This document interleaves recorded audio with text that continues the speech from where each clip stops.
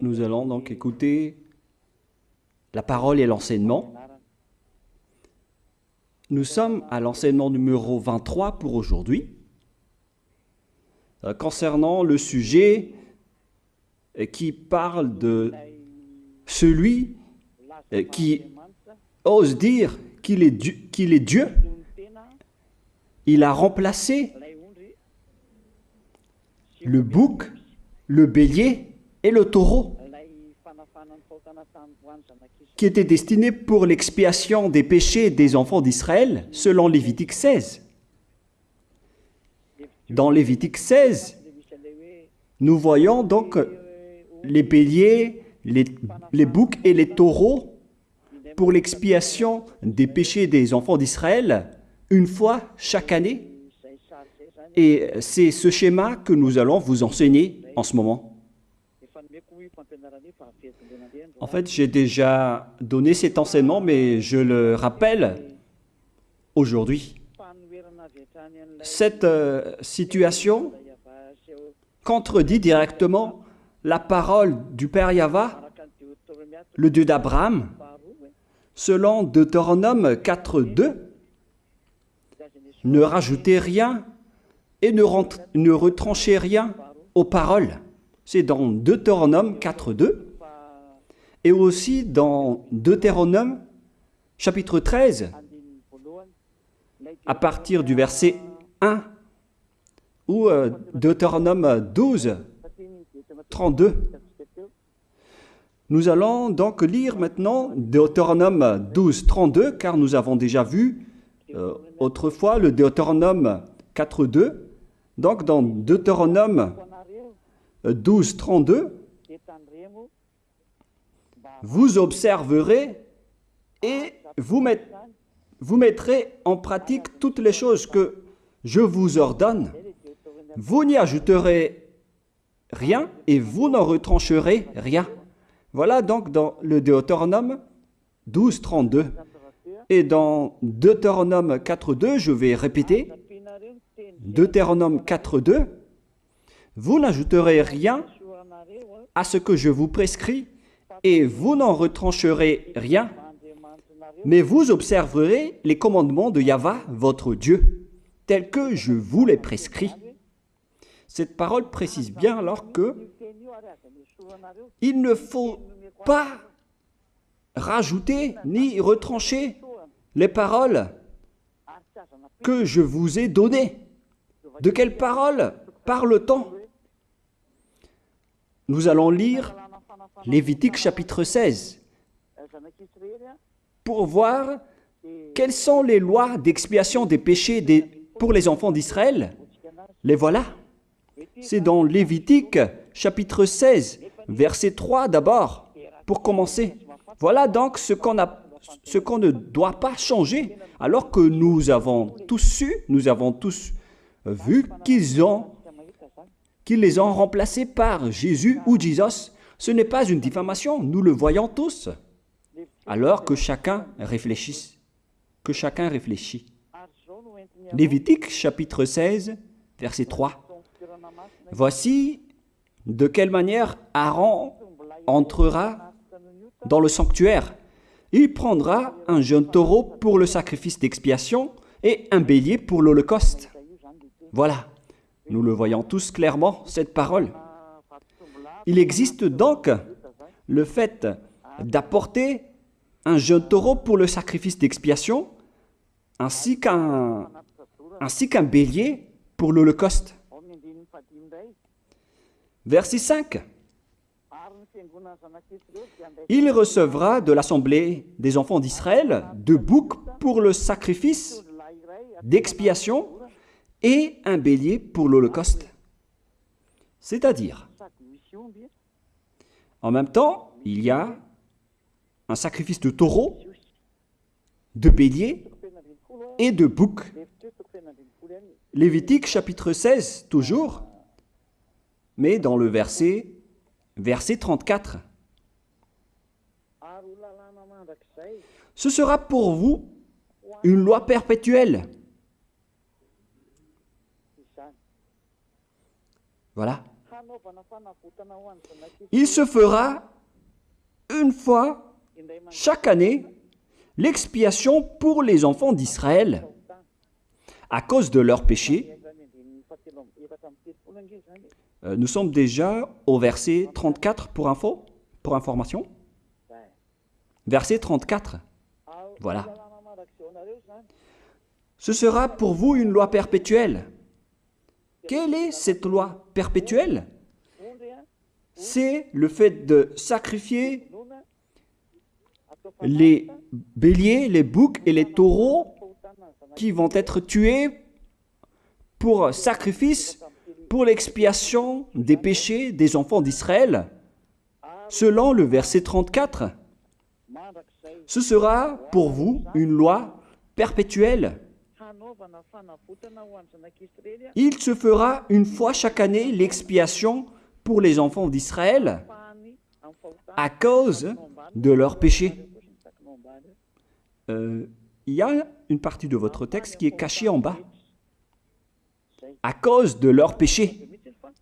Voilà. Ici, donc, c'est bien clair que l'expiation du péché qui se fait une fois chaque année pour les enfants d'Israël, qu'on ne peut ni ajouter ni retrancher, ce sont les sacrifices des béliers, de taureaux et de boucs. On ne peut pas changer cela. On ne peut pas les remplacer en Jésus ou en Jesus. C'est une loi perpétuelle. Donc, si vous observez les 10 commandements, vous devez apporter des sacrifices de taureaux, de béliers et de boucs si vous voulez être expié de vos péchés. Voilà le schéma. Alors que, en réalité, la situation pour les religieux étranges, on ne voit pas ce qu'il veut en venir, mais ils ont osé intégrer Jésus ou Jesus pour remplacer le bélier, le taureau ou le bouc. Et ce sont eux-mêmes qui le confirment jusqu'à aujourd'hui. Nous voyons tous donc ici que Jésus ou Jesus n'est qu'un imposteur, un hors-la-loi. Et les hors-la-loi sont des envoyés du diable. Le diable, il a commis le péché depuis le commencement. Ce sont des transgresseurs de la loi. Donc c'est prouvé ici que Jésus est un hors-la-loi. Nous allons lire la parole, poursuivre, dans 1 Jean, chapitre 3. 1 Jean, chapitre 3, à partir du verset 4. Quiconque pêche transgresse la loi, et le péché est la transgression de la loi. Voilà, c'est bien clair que c'est le péché qui est la transgression de la loi. Un pécheur, donc, c'est un transgresseur de la loi. Et un hors-la-loi, c'est un pécheur. C'est clair alors que Jésus ou Jesus, c'est un hors-la-loi, c'est un transgresseur de la loi. Nous avons tous vu ensemble qu'il a pris la place du bélier et il a siégé, il s'est installé dans ce système. C'est pourquoi toutes les églises observent les 10 commandements et ils servent Jésus ou Jesus. Voici l'enseignement. Alors, regardez bien à travers ce texte et cette écriture que je vous donne en ce moment. Et soyez conscients, ça suffit maintenant d'écouter ces faux dieux, c'est déjà trop. Tant pis pour vous si vous allez encore les écouter. Soyez conscients que ce schéma n'est plus correct. Beaucoup de gens me diffament à cause de ce que je fais en ce moment. Ils ne supportent pas la vérité. Mais ça dépend de chacun de vous. Et moi, je vous avertis, pour vous qui vont être baptisés et qui veulent être baptisés, mais qui entendent les diffamations et les critiques des autres, ne croyez pas en cela. Ce ne sont pas du tout vrai. La parole de Élia est directe. Ce ne sont que des mensonges. L'ôtement du péché, ce sont des personnes qui sont non-pécheurs qui peuvent le faire. Ce n'est pas logique de dire que les fidèles sont ôtés des péchés et le leader est un pécheur. Ce n'est pas du tout écrit dans la Sainte Écriture. Ce qui est écrit dans la Bible, c'est que le bon arbre donne de bons fruits et le mauvais arbre de mauvais fruits. Et le bon arbre ne donne jamais de mauvais fruits, et le mauvais arbre ne donne jamais de bons fruits. Ce sont les bons arbres qui donnent des bons fruits, et les mauvais arbres qui donnent des mauvais fruits. Et donc, si l'ambassadeur de Yahushua, Zedia Elia, a produit des personnes qui ne pêchent plus, alors il est bon, il est une bonne personne. Il n'a jamais fait aucun mal, même pas le moindre mal. Voilà donc la leçon pour vous, car dans le cadre de ce baptême qui va arriver, il y a beaucoup de diffamation et de critiques. Donc je vous conseille de ne pas écouter cela, car ce n'est pas du tout la vérité. Ils font ça juste pour diffamer et blâmer la bonté de Yahushua, alors ne les suivez pas. Donc là, on voit bien que ce n'est pas de la diffamation. Nous avons tous vu ensemble. Je vous ai donné la parole. On a tous écouté et vu ensemble. On a jugé ensemble. Est-ce que ce Jésus ou Jésus a fait la vérité? Est-ce qu'il a dit la vérité ou pas? Si nous avons vu le livre de Moshe, venant du Dieu d'Abraham, qui a dit « Ne rajoutez pas et ne retranchez pas à ma parole ». Nous avons vu alors que ils ont remplacé par ce Jésus ou Jésus les sacrifices d'expiation du péché, en disant après que c'est ce dernier qui ôte les péchés. Ce n'est pas du tout vrai. Celui qui peut ôter les péchés selon les 10 commandements, c'est le bélier, ou bien le taureau, ainsi que le bouc. Ce sont ces bêtes qui peuvent ôter les péchés. Quelle est alors la raison pour laquelle les religieux sont entrés dans ce mauvais schéma? Car c'est vraiment un schéma qui transgresse la loi. Car ils ont contré bêtement le livre du Lévitique chapitre 16. Ils l'ont contré bêtement, directement. Et après, ils ont remplacé par leur faux Dieu. Un faux Dieu car c'est directement un hors-la-loi. Il a contredit le Dieu d'Abraham. Nous voyons la preuve ici qu'il a contredit vraiment le Dieu d'Abraham, qu'on appelle par le nom de Yahava et Yahushua son fils. Car ce Dieu d'Abraham, il a bien dit qu'il ne faut ni ajouter ni retrancher à ses paroles. Il faut les observer car ce sont les commandements de Yahva, ton Dieu. Et ces lois qu'on ne doit pas rajouter ni retrancher veut dire qu'il ne faut pas toucher au Lévitique chapitre 16, car c'est ce livre qui ôte les péchés. Alors que nous voyons tous que personne ne le pratique plus. Si les 10 commandements, si les prêtres et les pasteurs pratiquent bien les 10 commandements, alors ils doivent faire le sacrifice de bélier et de taureau et de bouc pour l'expiation de leurs péchés. Alors que nous voyons tous que personne ne le fait plus. Alors qu'en même temps, ils observent les 10 commandements. C'est donc de la transgression de la loi. Et en plus, ils ont enlevé le Lévitique 16 en le remplaçant par Jésus ou Jésus. C'est-à-dire qu'ils ont contredit la parole du vrai Dieu, le Dieu d'Abraham. Et est-ce que vous allez encore oser contredire cette vérité? Est-ce que vous allez encore dire que vous êtes dans la vérité, que vous êtes dans la justice? Mais qu'est-ce que vous cherchez? Vous cherchez à prier et à servir le Dieu d'Abraham. Si vous voulez servir le Dieu d'Abraham, vous n'allez pas enlever le Lévitique 16, vous allez restaurer le Lévitique 16. Mais est-ce que vous allez encore oser le faire? Est-ce que vous pouvez encore le faire? La réponse, non. Vous ne pouvez plus le faire. Alors que il s'agit de l'expiation de vos péchés. Et dans ce cas-là, c'est obligatoire de le faire.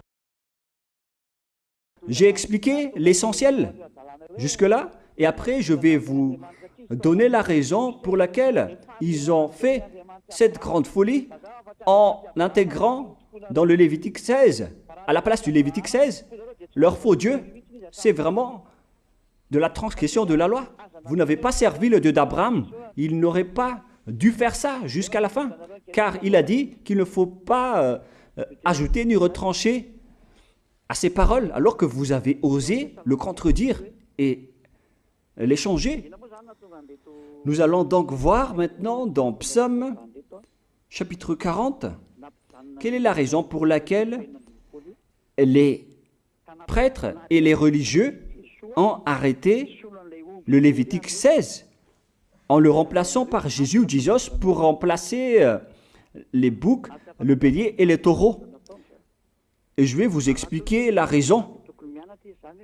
Et eux, ils ne peuvent pas le nier car ils l'ont fait. Et si, par exemple, ils ne connaissent pas, alors il ne faut plus faire du n'importe quoi. Il faut que vous soyez enseigné par Élia, si vous voulez encore sauver votre esprit. Mais si vous ne voulez pas, alors tant pis pour vous et assumez les conséquences. Psaume chapitre 40, versets 6 à 8. Psaume 40, versets 6 à 8. Voilà donc le dégât qu'ils ont subi. Tu ne désires ni sacrifice ni offrande. Tu m'as ouvert les oreilles. Là, ils ont bien entendu et écouté que Dieu ne désire plus leur sacrifice et tout ce qui concerne ce sujet. Tu ne demandes ni holocauste, ni victime expiatoire. Ici donc, on est arrivé au stade où on n'a plus besoin des sacrifices. D'après ce schéma, alors, le Lévitique 16 a été supprimé. Et logiquement, puisque c'est une alliance qui a été détruite, alors on ne peut plus y entrer, car on ne peut pas ajouter ni retrancher aux paroles. Et donc, si on ne peut pas y entrer d'après la parole qui dit qu'on ne peut pas rajouter ni retrancher, si le Dieu d'Abraham a interdit le sacerdoce, alors logiquement, vous ne devez plus y entrer. Sinon, vous allez vous autoproclamer en tant que pécheur à jamais, alors que les pécheurs et les malfaiteurs n'iront jamais au ciel des cieux. C'est clair alors que c'est devenu un sens interdit, les 10 commandements et les lois de Moïse, d'après ce schéma, car c'est la relation avec le Père Yahva qui a été détruite, qui a été supprimée, car il n'y a plus d'expiation de péché pour vous. Alors vous êtes fous si vous allez encore entrer dans ce schéma. C'est pourquoi on a besoin d'une nouvelle alliance, car l'alliance des 10 commandements et les lois de Moïse ne sont plus correctes. C'est devenu supprimé, car on ne peut plus faire le sacerdoce, mais les religieux ainsi que les faux dieux, ils ne se sont pas... ils ont facilité les choses en intégrant leur faux dieu à la place du bélier, du bouc et du taureau. Et voilà, c'est bien clair.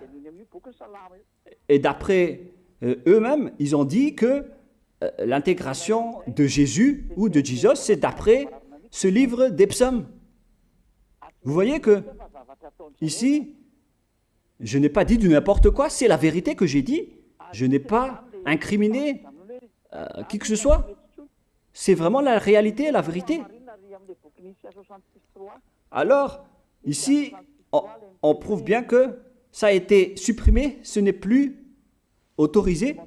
Et c'est encore confirmé dans Ésaïe 66.3 que celui qui fait des sacrifices, c'est comme celui qui fait de l'idolâtrie. Celui qui immole un bœuf est comme celui qui tuerait un homme. Celui qui sacrifie un agneau est comme celui qui romperait la nuque à un chien. C'est vraiment toute une histoire si vous allez faire cela. Celui qui présente une offrande est comme celui qui répandrait le sang d'un porc. Alors qu'à l'époque des 10 commandements, c'était carrément interdit. celui qui brûle de l'encens est comme celui qui adorait des idoles. Ici donc, toutes les sortes de sacrifices ont été bloqués. C'est devenu interdit. C'est pourquoi le faux Dieu est entré dans Lévitique chapitre 16. Alors qu'ils n'ont pas du tout vu de leurs yeux qu'on ne peut pas ajouter ni retrancher aux paroles. Ils n'ont jamais vu et connu ces paroles. Il a fallu attendre l'arrivée de Élia pour vous montrer toute la vérité, pour vous montrer toutes les vraies paroles. Alors, il faut suivre Élia. Suivez Élia. Et c'est ce terme qui dit de suivre Élia que les gens ne supportent pas du tout. Mais qu'est-ce que je vais dire d'autre? Je vais vous dire de suivre qui? Alors que vous êtes tous pécheurs. Est-ce que vous allez suivre les pécheurs pour aller en enfer?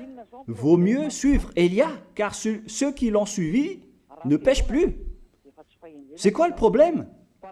Si c'est de la jalousie, alors vous n'êtes pas du tout sage. Mais si vous êtes sage, vous devrez être content en m'écoutant. Si vous cherchez ce Dieu d'Abraham, vous devez être très content en dansant à la maison en disant « Merci Élia, voilà ce que j'attendais ». Au lieu de dire des colères et de la haine, moi je vous donne de la parole de l'amour pour vous sauver. Alors sachez bien écouter. Et après, ils l'ont continué dans 40, verset 7 maintenant. Alors je dis, voici je viens avec le rouleau du livre écrit pour moi. Verset 8, je veux faire ta volonté, mon Dieu, et ta loi est au fond de mon cœur. Et eux, ils ont pris cette parole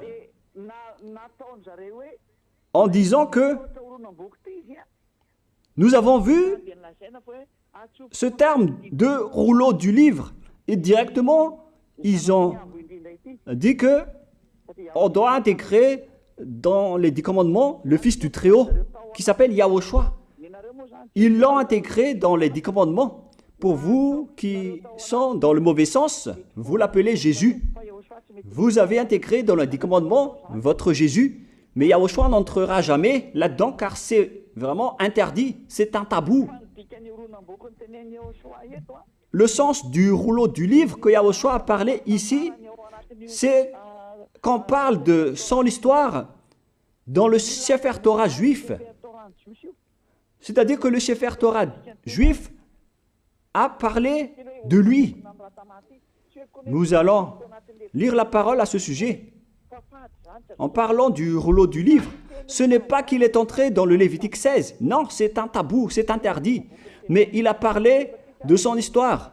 En parlant du rouleau du livre, nous allons lire la parole concernée à ce sujet. Selon Luc, chapitre 24, verset 44. Luc 24, 44. Puis il leur dit, « C'est là ce que je vous disais lorsque j'étais encore avec vous, qu'il fallait que s'accomplisse tout ce qui est écrit de moi dans la loi de Moïse, dans les prophètes et dans les psaumes. » Toutes les paroles qui parlent de lui dans la loi de Moïse, dans les prophètes et dans les psaumes. C'est ça qu'on parle ici. Mais il n'a jamais dit qu'il va remplacer le Lévitique 16. Au contraire, c'est un tabou, c'est un blasphème devant le Père Yahva, qui a déjà dit qu'il ne faut jamais ajouter ni retrancher ses paroles. Donc, les paroles qui parlent de lui, ce sont les paroles de la nouvelle alliance qu'il va instaurer, qu'il va exécuter. La raison pour laquelle il sera crucifié, c'est qu'il va instaurer la nouvelle alliance en versant son sang. Voilà de 1. Maintenant, nous allons lire le livre de Jean 5,46. Jean 5, 46.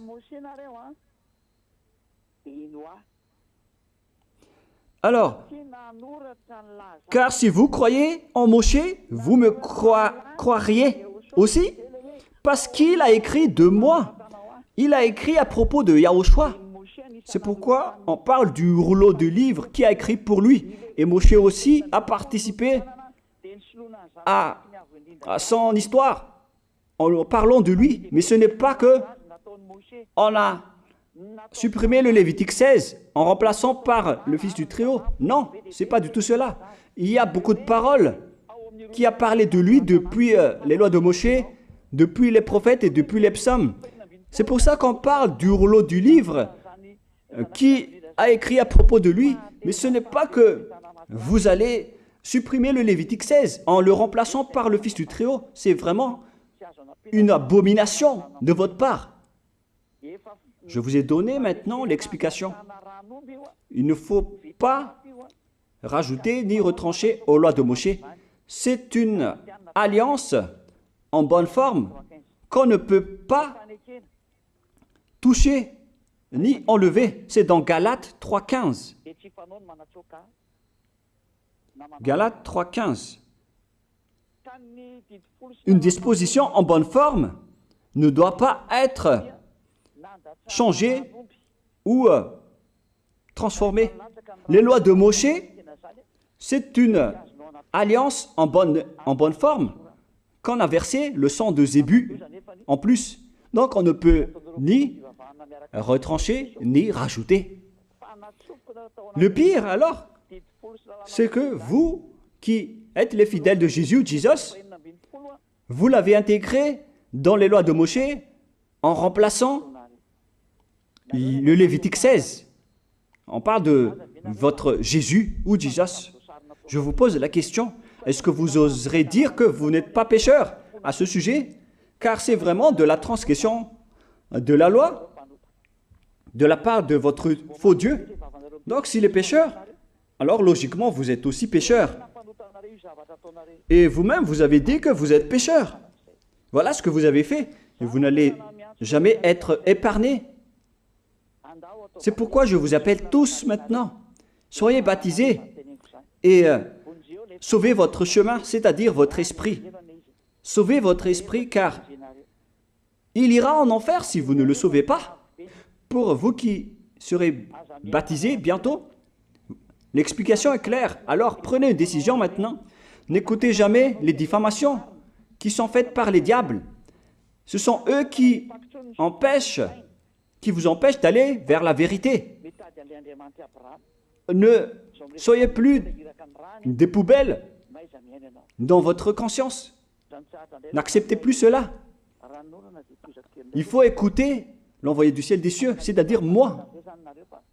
Voilà l'explication. Vous avez fait du n'importe quoi avec votre faux Dieu. C'est votre faux Dieu qui a péché au commencement. Et logiquement, donc, vous avez tous aussi transgressé la loi avec lui. Et maintenant, vous êtes tous dans le péché.